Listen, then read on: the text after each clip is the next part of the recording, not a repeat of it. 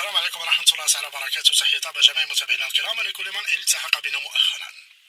إذا متابعينا الكرام نواصل فضح الفقاقير الكراغلة الجزائريين وأساليبهم القذرة والحقيرة جدا تحت بطبيعة الحال الشعار أو المقولة الخالدة للملك الراحل.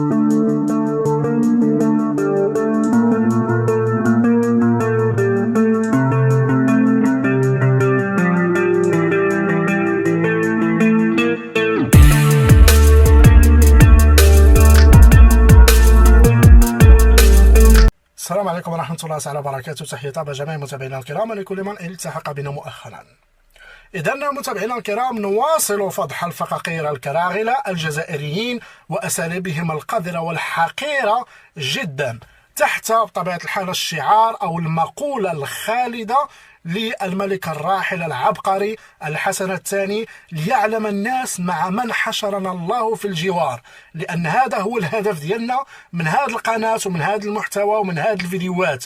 بغينا الناس يعرفوا مع من حشرنا الله في الجوار، ونبقاو ونفضحوا الكراغلة والفقاقير وهذه الحضارة الكبرى وهذه الجزائريين والأساليب ديالهم القذرة والحقيرة، لا مع المغرب ولا مع حتى العرب. الان بدات كتبان الصوره ديالهم الحقيره والصوره ديالهم بطبيعه الحال السيئه جدا، لانه ما تشاهدونه امامكم على الشاشه متابعينا الكرام هذا مشجع جزائري فقروري كارغولي مع المشجعين او الجماهير الارجنتينيين في المقابله اللي جمعت ما بين المنتخب السعودي مع المنتخب الأرجنتيني. بطبيعة الحال كان هناك انتصار رائع جدا للمنتخب السعودي، ومجددا نهنئ المنتخب السعودي على هذا الانتصار، والعقبة لنا إن شاء الله يوم غد. فهذا المشهد اللي كتشوفوا متابعينا الكرام مشهد حقير جدا.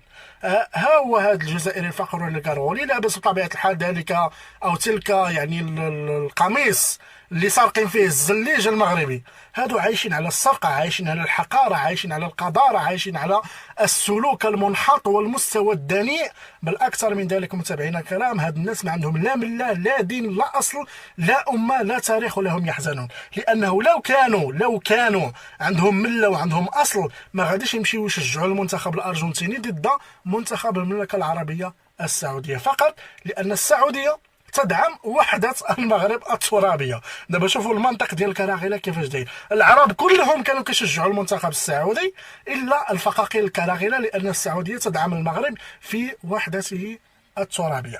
هذا هو الحال ديال الكراغلة متابعينا الكرام. شوفوا معايا هذا المشهد الحقير والدنيء، وطبيعة الحال نحن الدور ديالنا هنا وهو اننا نفضحوا هذا النوع من المشاهد. الدور ديالنا هنا وهو اننا نحيي المقولة الخالدة ديال الملك الراحل الحسن الثاني. بغينا الناس يعرفوا مع من حشرنا الله في الجوار. متابعينا الكرام غادي نختم لكم هذا الفيديو بمقطع اخر لواحد جزائري فقروري الكارغولي، وهو يتمنى لجميع المنتخبات العربيه باش انها تخرج من الدور الاول. نعم متابعينا الكرام هادو هما احفاد فرنسا، هادو هما صناع فرنسا، هادو هما الكراغله، وهادو هما الحركه تجري في دمائهم ماشي دماء، وانما ما بغيتش نقول واحد المصطلح، انما هادو كيبقاو التاركه ديال الاستعمار العثماني والفرنسي. متابعينا الكرام اراكم في فيديو قادم، والسلام عليكم ورحمه الله تعالى وبركاته. العرب ما سيبورتيهمش كي تونس كي المروك كي هادوك السعوديه ما سيبورتيهمش. انا ان شاء الله هادوك بريمياتور يخرجوا بريمياتور ان شاء الله في ليبوا ما يقيسوهاش، في البارة وين ما يديروهاش ما كاش اليمين ان شاء الله يخرجوا.